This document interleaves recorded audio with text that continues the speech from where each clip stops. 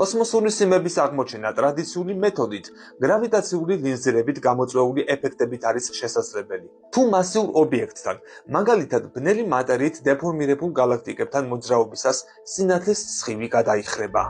და მაინც, როგორ შეიძლება აღმოვაჩინოთ კოსმოსური სიმი? ეგზოტიკური ობიექტი, დროს-სივრცის გიგანტური მასშტაბების ნაკეცი, რომელსაც უზარმაზარი სიმკვრივე და უმცირესი დიამეტრი გააჩნია. ის გაწელილია, როგორც წვრილი სიმი. ამიტომაც მიიღო ასეთი სახელი. თვითონ ტერმინი ბრიტანელ ფიზიკოს ტომას ქიბლს ეკუთვნის, რომელიც ამ ობიექტებს წინა საუკუნის 70-იანი წლებიდან დაწყებული თავის თეორიულ ნაშრომებში იკვლევდა. კოსმოსურ სიმებზე საუბარს მხოლოდ ადრეული სამყაროს ჩარჩოებში აქვს აზრი. ადრეულ, უფრო მკვრივ, ნივთიერებებით სავსე, უამრავი გარდაქმნებით, სამყაროში დროს-სივრცის სტრუქტურა უფრო რთული იყო, ვიდრე ის, რომელიც ჩვენ ახლა შემოგვფარგლავს. იმდროინდელი გარდაქმნების გამონძახილი ათეულობით მეგაპარსეკამდე გადაჭიმული და ძალიან თხელი 10-29 სანტიმეტრი დროს-სივრცის სტრუქტურული დეფექტები. ანუ სიმები შეიძლება იყოს. ყველა შემთხვევაში იდეა ასეთი ობიექტების არსებობის შესახებ ყურადღებას თავისი სილამაზითა და ეგზოტიკურობით იქცევს. მიჩნეულია, რომ კოსმოსური სიმები წარმოუდგენლად მასიური ერთგანზომილებიანი ტოპოლოგიური დეფექტია, რომელიც კოსმოსის გაფართოების კვალდაკვალ წარმოიქმნება ვაკუუმის განსხვავებულ ნაწილებს შორის.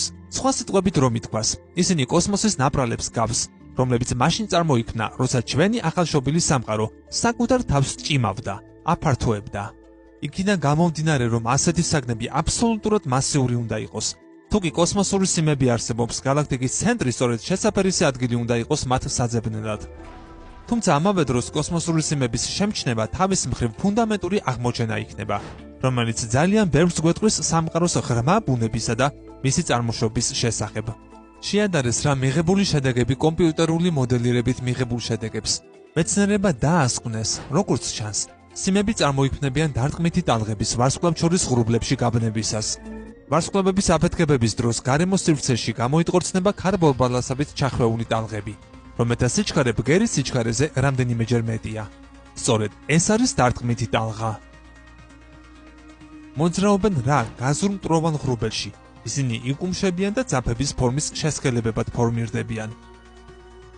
გასათვალისწინებელია ისიც, რომ ვარსკვლავთშორისი ღრუბლის უკიდურესად დაბალი ტემპერატურის გამო ბგერა 720 კმ/სთ-ში სიჩქარით ვრცელდება. ხსენებული დარტყმითი ტალღები ბგერითი ტალღების თავისებურ კოსმოსურ ეკვივალენტს წარმოადგენენ. არ დაიძარო, გამოიწერე ჩვენი YouTube არხი და გვიჭირე მხარი.